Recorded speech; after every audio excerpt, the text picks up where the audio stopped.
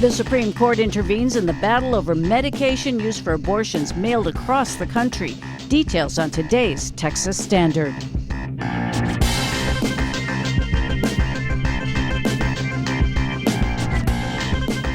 Texas Standard is a production of KUT Austin, KERA North Texas, Houston Public Media, and Texas Public Radio in San Antonio. I'm Angela Cocherga in El Paso. An ICE agent shot and killed a U.S. citizen on South Padre Island, but his family in San Antonio did not find out how he died for nearly a year. What happened? Plus, the state's largest school district proposes major changes for special education.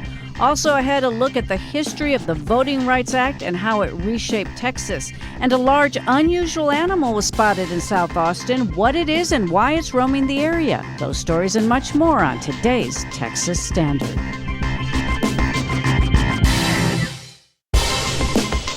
No matter where you are, it's Texas Standard Time on this 5th day of May, 2026. I'm Angela Cocherga in El Paso, and so glad you can join us on the Cinco de Mayo. And yes, this year it also falls on Taco Tuesday. Both of those celebrated and enjoyed here in the U.S. In Mexico, Cinco de Mayo is largely a ceremonial holiday, marking the country's victory over France in the Battle of Puebla in 1862. Turning to our top story, access to Mifepristone. The medication is used for abortions and after miscarriages.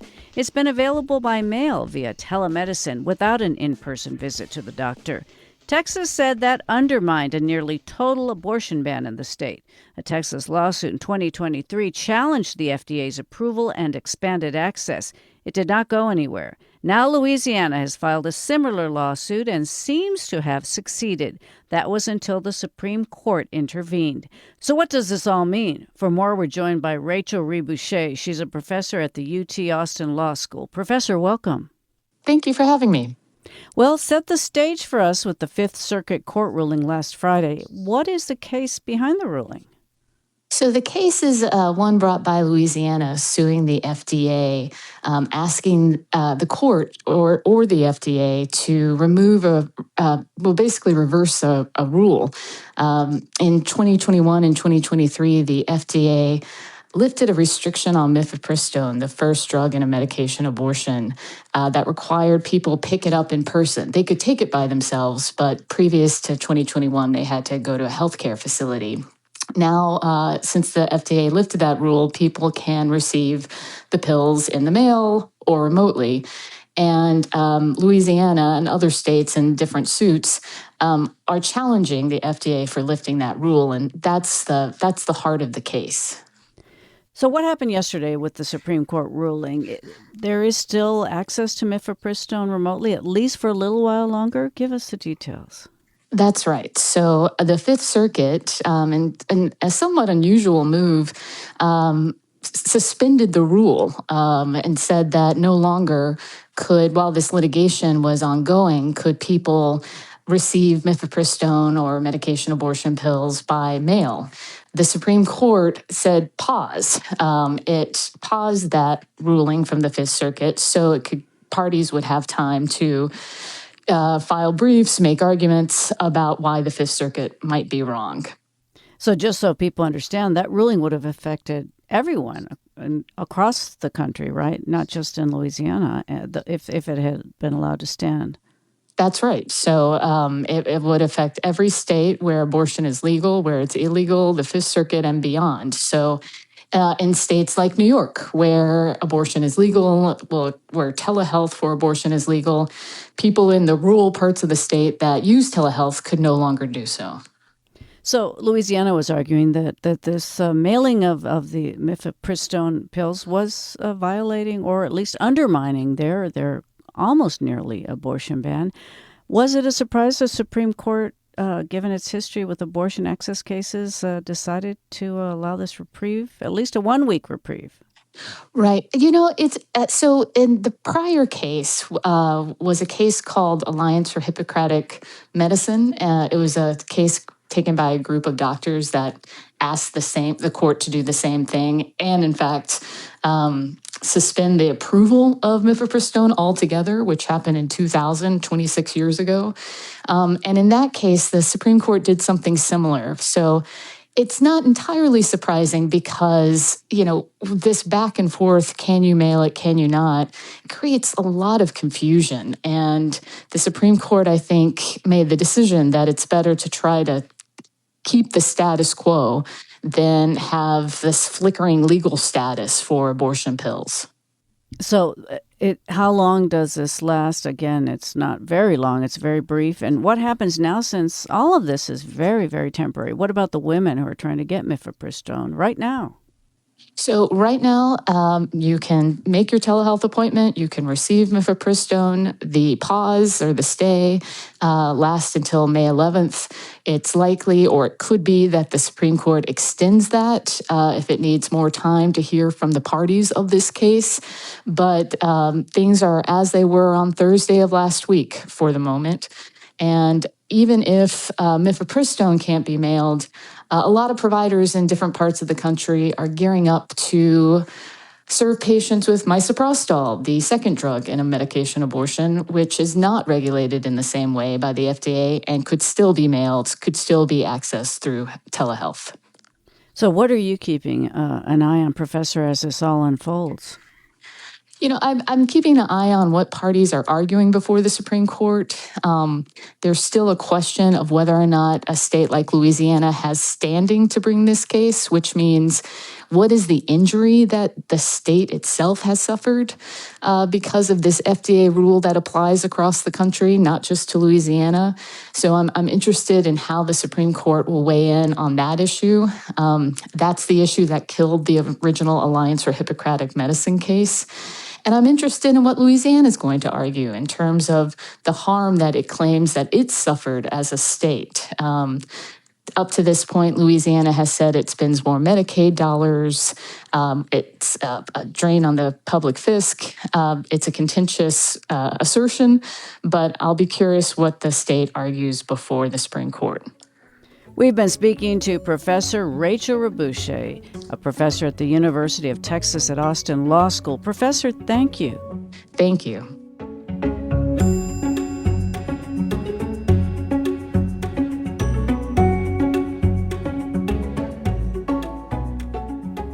Alex Jones' InfoWars is gone, at least for now. The Austin-based conspiracy website closed over the weekend, and The Onion launched its own InfoWars-branded parody website. This is happening as the legal fight continues in state court. Andrew Weber with KUT News is here to bring us up to speed. Hi, Andrew. Hi, Angela. Well, give us some background on InfoWars and how Alex Jones ended up in this situation. After the 2012 Sandy Hook shooting, Alex Jones regularly on his program said that the families who were victims of the shooting were crisis actors. He said that they were lying about this, that there was some sort of conspiracy, that this was a sort of false flag operation, which is very common for his sort of programming.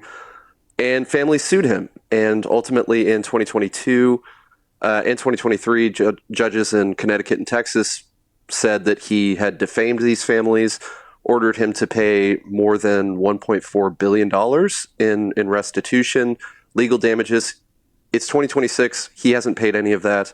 He is filed for bankruptcy. And so his InfoWars, sort of flagship platform is being liquidated. The Onion said, hey, we're going to buy this. He's pushed back on that successfully now twice. But ultimately his, the conservator that was appointed by the court said, May 1st, you can't go into your studio anymore. So that's where we're at. He's locked out of his studio. He can't broadcast as InfoWars currently. Well, now you mentioned The Onion has tried to acquire InfoWars before. Where does that stand now? And again, that organization has promised to share proceeds from their parody version of the website with Sandy Hook families. They have, yes, ma'am. So last week was sort of a big hearing about all this ahead of the May 1st deadline. And a court of appeals, the Third Court of Appeals here in Austin, basically put a pause on The Onion acquiring InfoWars. And because of that, there's going to be a hearing later this month about that. But it sort of put InfoWars kind of in limbo. It allowed Alex Jones to continue basically broadcasting, but the conservator on May 1st shutting him out of his studio was kind of unexpected, and that sort of took everybody by surprise. But Alex Jones is still broadcasting. He has he had a backup plan basically. Meanwhile, The Onion has sort of teased, because they can use the branding of InfoWars, what they would do with this. They have a comedian, Tim Heidecker, doing a frankly really good impression of Alex Jones.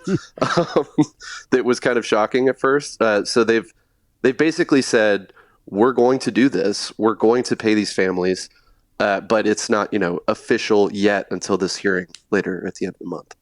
Well, you anticipated my next two questions, but let's dig a little deeper. What has Alex Jones had to say about all this? I don't imagine he's staying quiet. No, he's not. He kind of never does. He's basically said what you would think he has said. He said that this is sort of a deep state conspiracy, that these families are funded by George Soros. I literally got an email at 2:39 this morning from someone who said that I was funded by George Soros. I am not. But he's said that this is a conspiracy, that he's going to keep fighting, that he always said that there's a war on for your mind. That's why he called it InfoWars. And he's going to keep doing that, I guess, in a different way. And The Onion is going to keep doing what they want to do, and use the proceeds of that to pay for the legal damages that he has yet to pay. Well, what else have the folks at The Onion said about all of this? I mean, obviously they're going forward. We're getting a little taste of their plans, but what else are they saying?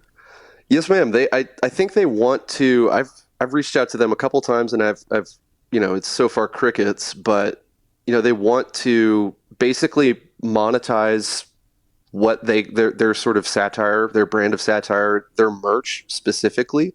They want to get some money to these families, because it's been years and years, and so far they've gotten nothing.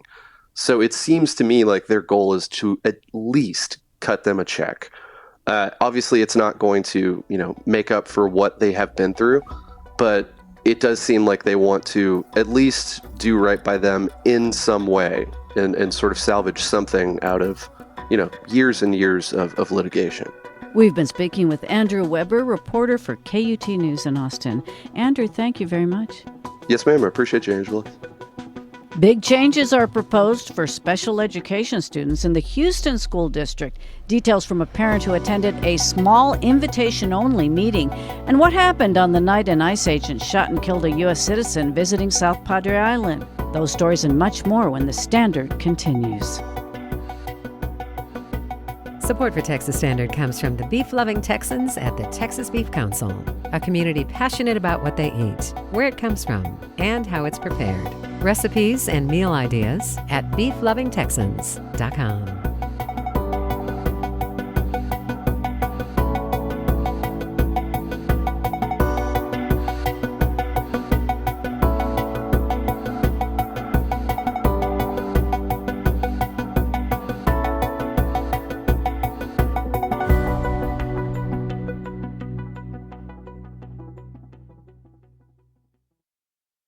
This is the Texas Standard. I'm Angela Kocherga.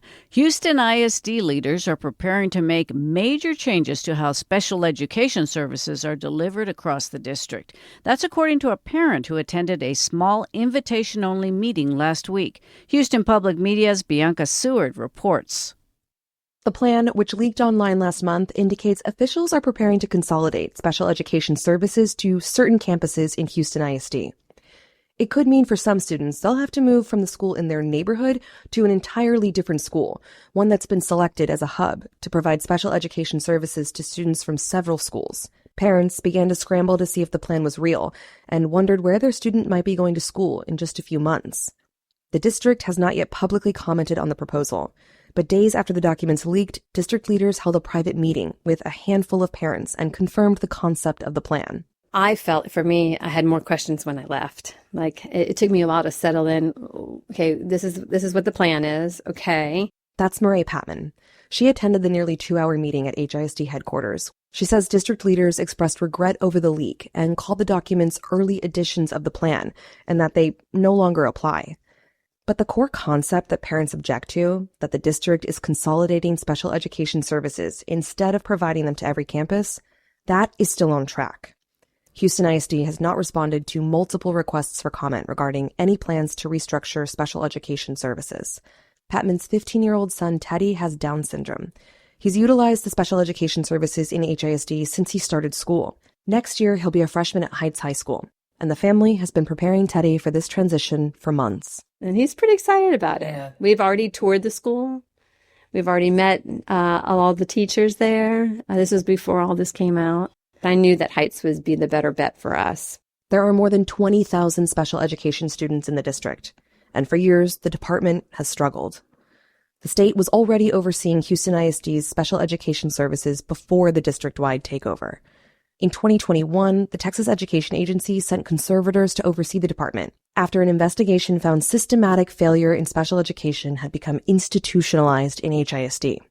Jane Frio is co-founder of the Houston Special Education Parent Association. She worries the plan to consolidate special education to certain campuses will further burden families, who she says already struggle to access the services they need. It's always been problematic in HISD that students with disabilities don't really have school choice, because if you need a specialized program, you can't necessarily school choice to somewhere that may or may not have that program. It's just kind of taking more choice away. She adds, moving students outside of their neighborhood schools can have far-reaching effects on both learning and community connection. I mean, a lot of us choose to send our kids in the neighborhood for those neighborhood experiences, for being known in your community. On their YouTube channel last week, HISD briefly mentioned there would be updates coming soon to how special education services are delivered, but offered no specifics, details, or timeline. The changes have also not been discussed publicly at any board meetings. Elected trustee Maria Benzone says the lack of communication from district officials has caused confusion and concern. They need to do their due diligence, and they need to speak about it, what is happening, and inform not just at the school level, but at a district level, what their plan is. Under the state takeover, elected trustees are currently sidelined for a state-appointed board of managers. The HISD school year ends in a month on June 4th, and the changes are expected to start in August. Marie Patman worries for her son Teddy and other special education students. Timing of it is outrageous. So it tells me that our kids are an afterthought. It has always been special education is the afterthought. That's how I feel. I'm Bianca Seward in Houston.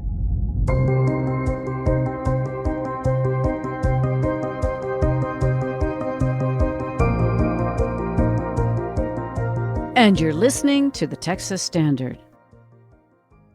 As college graduates face one of the toughest job markets in years, historically black Paul Quinn College in Dallas is working to strengthen ties to companies that may have jobs. Students and administrators recently visited the headquarters of Southwest Airlines at Love Field. The leadership lunch is part of a 4-year relationship. KERA's Bill Ziebel takes a closer look at these corporate college compacts and what they mean for those involved. This is the second annual Lunch with Leadership. A seat at this In the Love Field headquarters of Dallas-based Southwest Airlines, the carrier's Amelia White welcomes a room of Paul Quinn College students. They're here to learn about opportunities with the company, one of almost 24 that partner with Paul Quinn. It's what's known as a work college, meaning students hold jobs while also taking classes full-time. The money helps cover tuition, fees, and living expenses while also reducing college debt. Southwest, as the school's official airline, takes on selected students as paid interns, including Curtis Ferguson. When he started at Paul Quinn in 2021, his future was unclear. I just needed something to grasp onto. I didn't have a plan. Honestly, I didn't have a plan. Paul Quinn is one of 10 work colleges in the country and the only urban one. Ferguson started interning at Southwest a year from graduation. They gave me the opportunity to sit with different departments outside of their own. The business-to-business office, the customer service agency.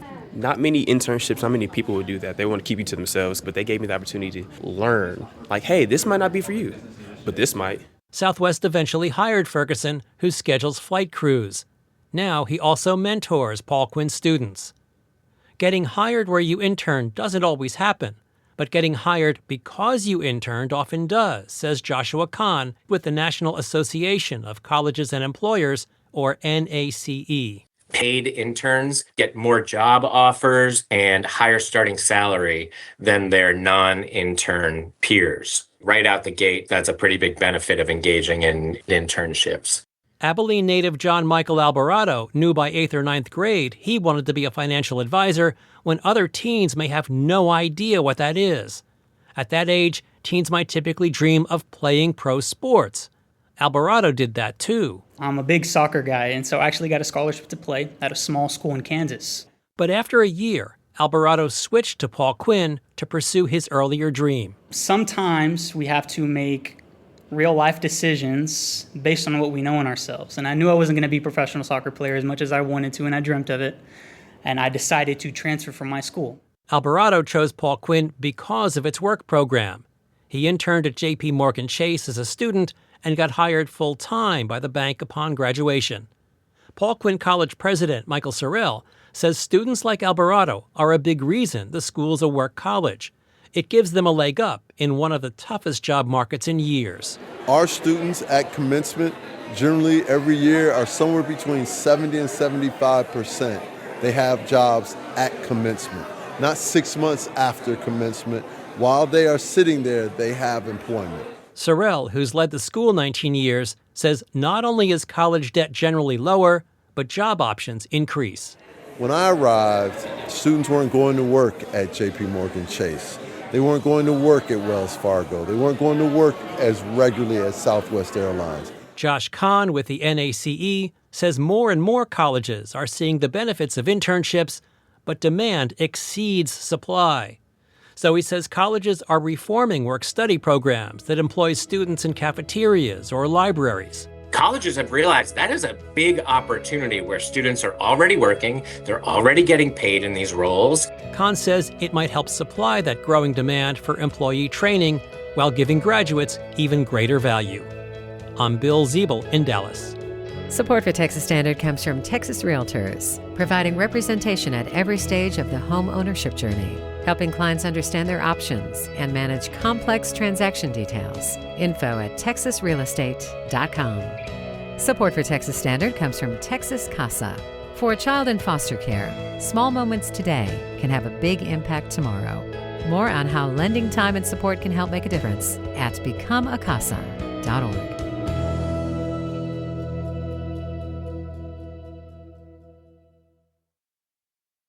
From the Texas Newsroom, I'm Tom Perumian.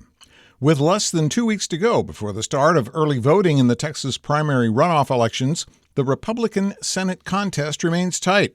Houston Public Media's Andrew Schneider reports a new poll from the University of Houston's Hobby School shows Attorney General Ken Paxton in a statistical dead heat with Senator John Cornyn. The survey shows Paxton leading Cornyn 48% to 45% among likely voters in the GOP primary runoff. The margin of error in the poll is just under 3%. Mark Jones of Rice University's Baker Institute is co-author of the survey. Paxton retains an overwhelming majority of his support from March, as does Cornyn, with Wesley Hunt voters, though, leaning towards Paxton 54% to 35%. The poll shows Cornyn leading Paxton by 10 percentage points among likely voters with at least a four-year college degree, but Paxton leads Cornyn by 17 points among likely voters without a four-year college degree. It also shows State Senator Mays Middleton leading Congressman Chip Roy by 9 percentage points in the contest for State Attorney General. I'm Andrew Schneider in Houston.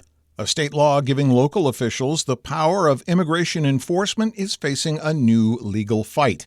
A coalition of civil rights groups claims that Senate Bill 4 is illegal because it leans on state law to deport migrants while ignoring federal law.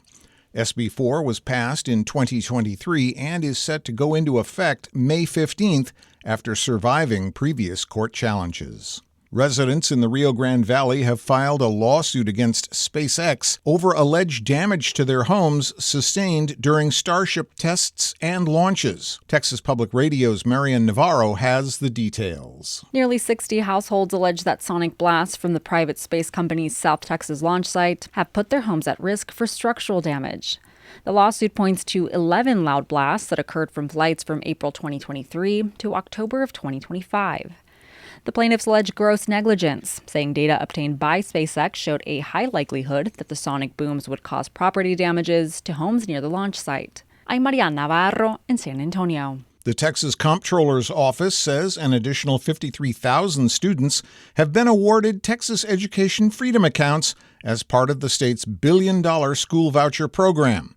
The students were from households with incomes at or below 200% of the federal poverty level. More than 42,000 students with disabilities and their siblings were chosen to receive vouchers during the first round of awards. I'm Tom Perumian from the Texas Newsroom. Support for these Texas headlines comes from Texas Mutual Insurance Company, a workers' compensation provider that's been caring for hardworking Texans for over 30 years. More at texasmutual.com/expert partner. 33 minutes past the hour Texas Standard Time, I'm Laura Rice.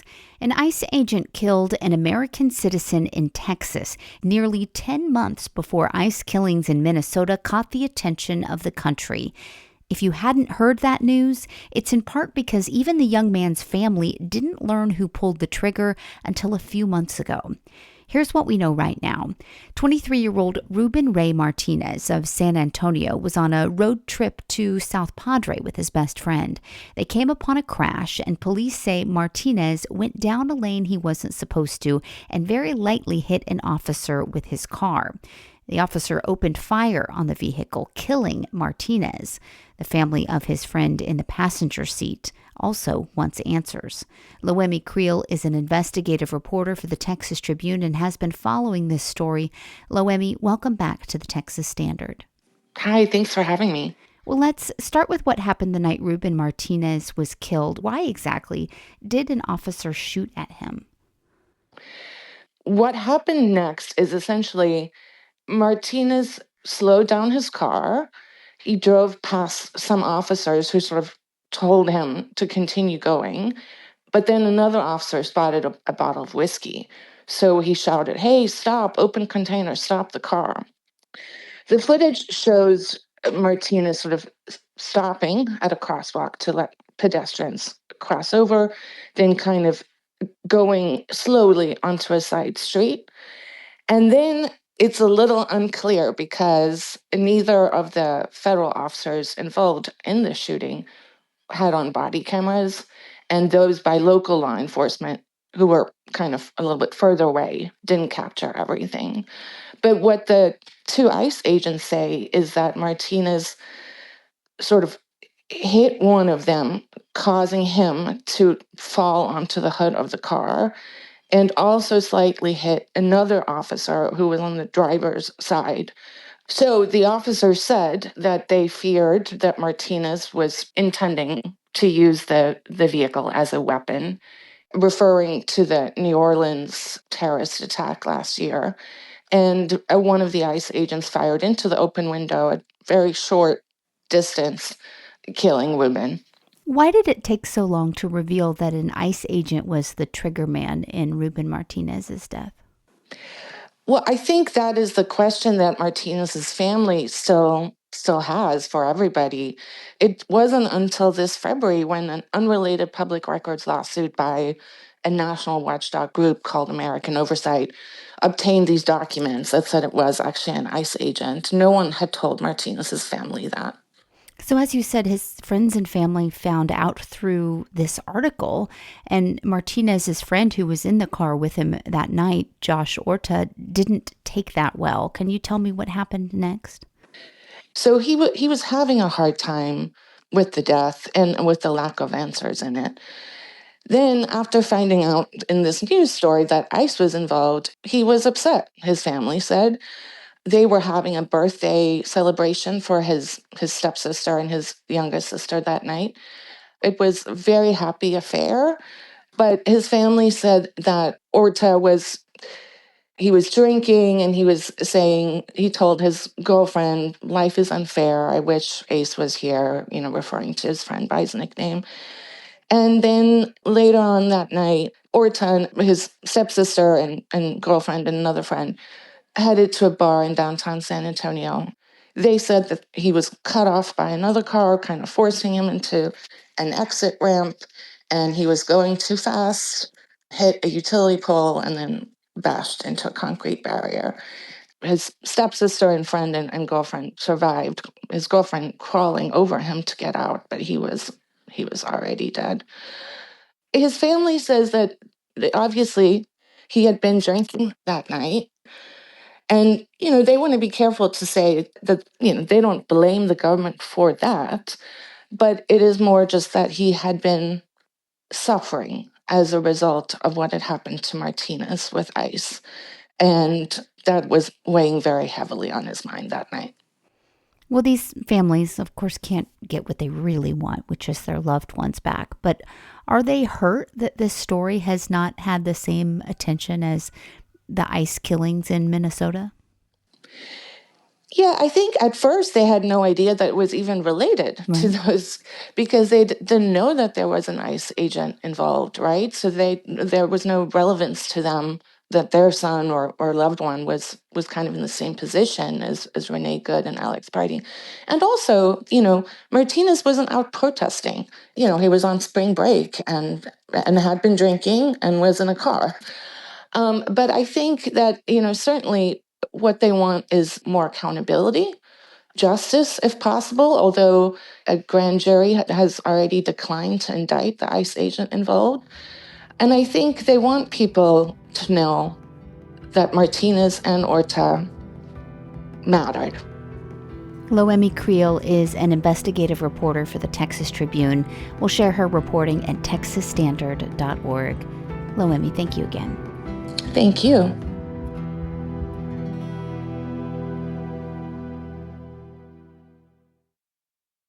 It's the Texas Standard. I'm Angela Kocherga. Austin has its share of strange and somewhat exotic-looking animals, armadillos, wild hogs, and so many kinds of bats. But when Austinite Darren Smith saw an unusual animal in the road early one morning, it seemed too far-fetched for his friends and family to believe. So he brought the case to KUT's ATX Explained project. Reporter Olivia Aldridge went full private eye to answer his question. December 11th, 2019. My client Darren Smith left his home in Driftwood before dawn. There's nobody on the road. It is pitch dark. He was driving to the airport to meet his graduate school cohort for a class trip to South America. But the drive didn't go as planned. Smith was on South Mopac when things went awry. I'm almost to La Crosse, where the Wildflower Center turns off. I look down for a second, just looks down at something on my floor. And I look up, and directly in front of me is an elk. An elk in Austin, Texas. Or something huge. I was so big, I just swerved. And my heart's racing 1,000 beats a minute. I'm like, what the hell was that? An elk or something huge. Smith admits that at first he wasn't sure what he saw. So I get all the way over to the airport. Fellow students were all kind of gathered up to get on the same plane. I'm like, I almost hit a moose. His friends weren't buying it. There were no moose around Austin. Maybe you just saw one hell of a deer. But what he'd seen was taller than a deer, leggier, with bigger antlers, and altogether just more huge. After a quick Google, Smith set the record straight. Not a deer, not a moose. It was definitely an elk. But his peers remained unconvinced. My main memory is just thinking Darren was nuts. Brian South is a close friend of Smith's from graduate school. I was like, there's no way. There's no elk in Austin. But he was pretty set on it. So I was like, all right, man, maybe you did. Smith's classmates laughed at him throughout their trip. Elk belong in colder climates, the Rocky Mountains of Colorado, the snowy expanses of Yellowstone. But Smith couldn't let it go, even as weeks passed, months, years. So finally, Smith brought the case to me.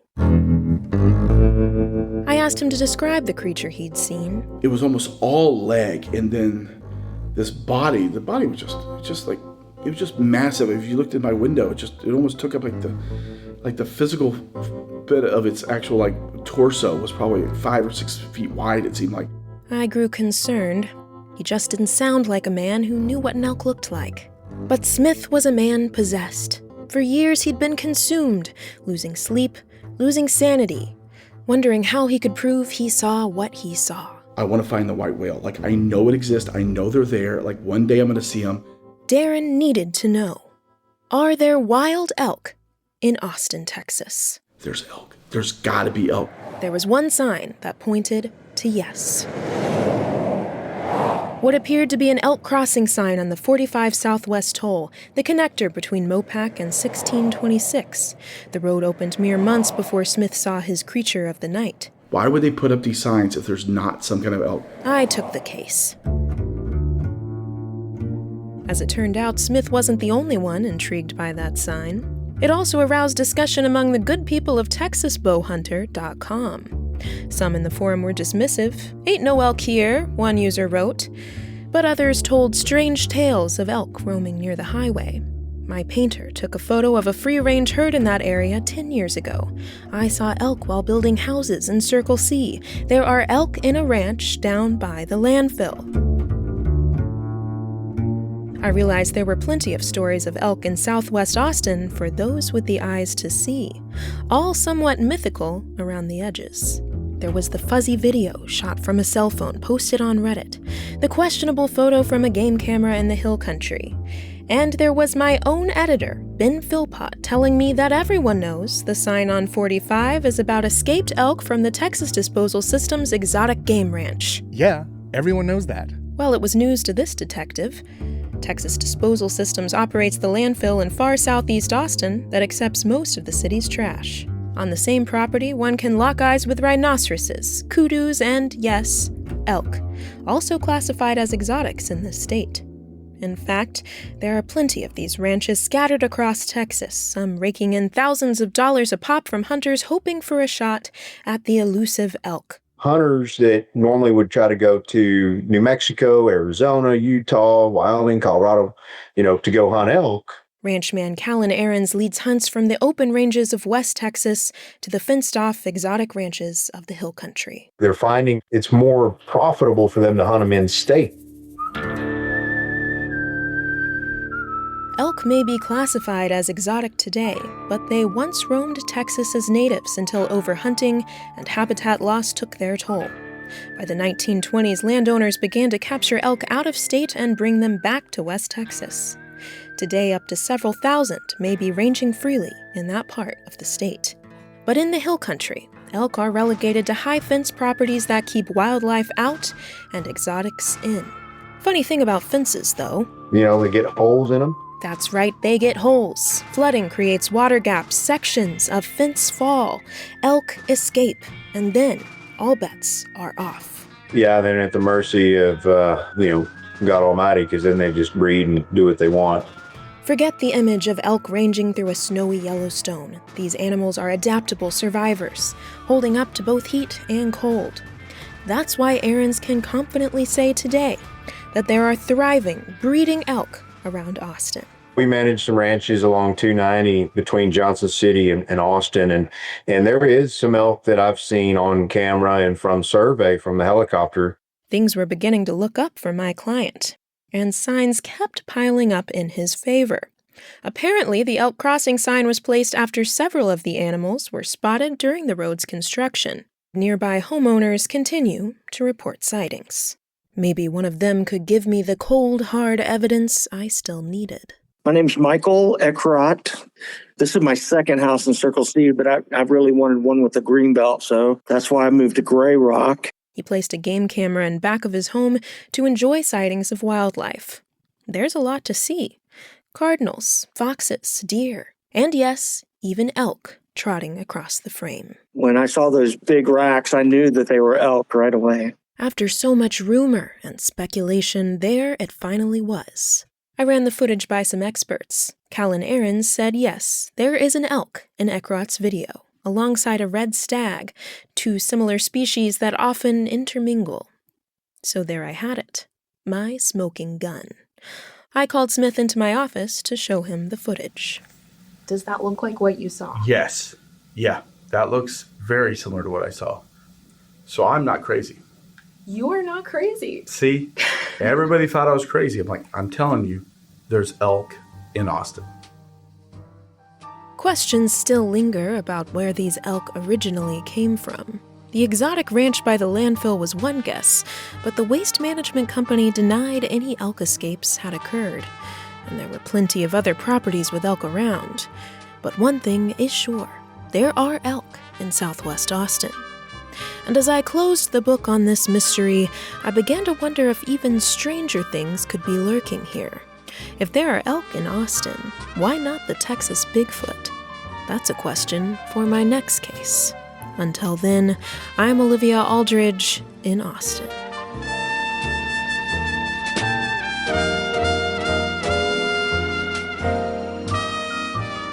Support for Texas Standard comes from Texas Mutual Insurance Company, committed to strengthening the state's workforce and its communities through safety and wellness grants and education initiatives. More at texasmutual.com/community impact.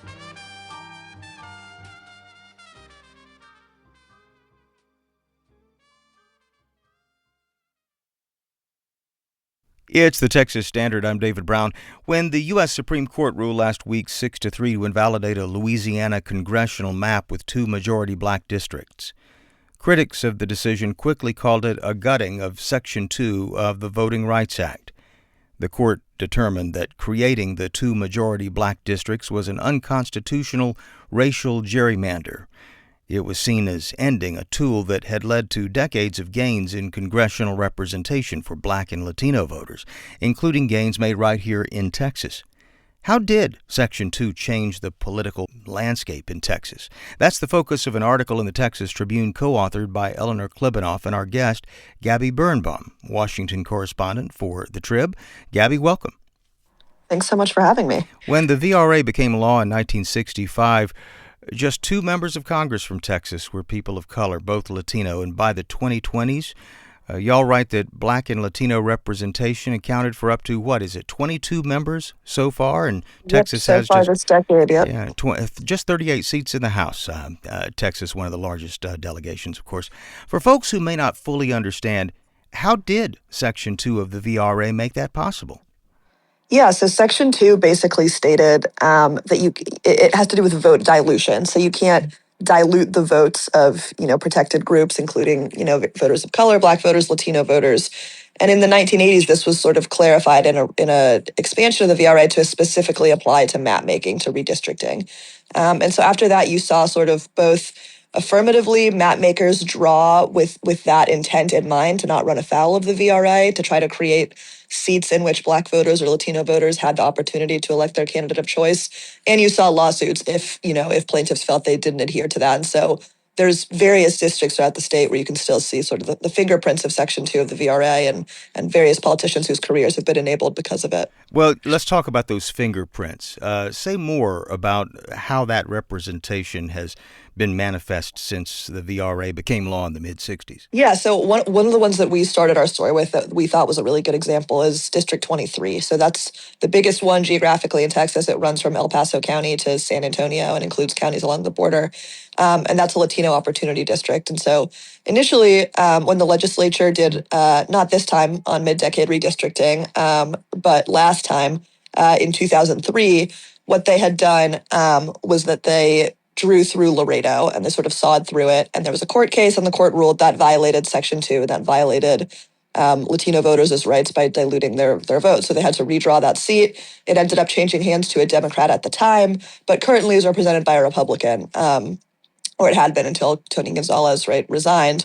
But that's sort of a good example because the district is designed to allow Latino voters to elect their candidate of preference, right? That had been a Democrat, and in recent years that had been a Republican. It doesn't matter, right? It just matters that Latino voters get to elect their candidate and that their vote is not diluted to the point that, they don't have a real voice. So that district is really a perfect example. Barbara Jordan represented Houston in Congress in the 70s. What was her role in how the VRA played out here in Texas? Yeah, so Barbara Jordan, right, the first black lawmaker from Texas, and I think she was the first black woman from the South.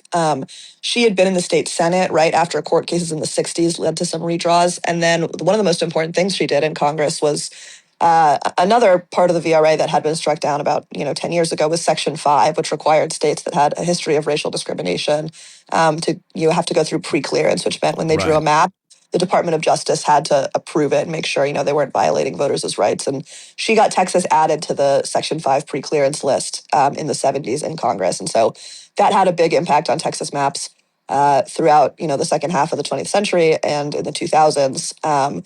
And through that pre-clearance process, several districts were redrawn or identified that ended up then electing the candidate of choice for candidates of color, for voters of color, which often ended up being a candidate of color themselves. Congressman Mark Veazey, you spoke with him. He credits the VRA for his political career, it sounds like. Yeah, so if folks remember back to 2011, he was in the State House. He had been involved, in the drawing of that map.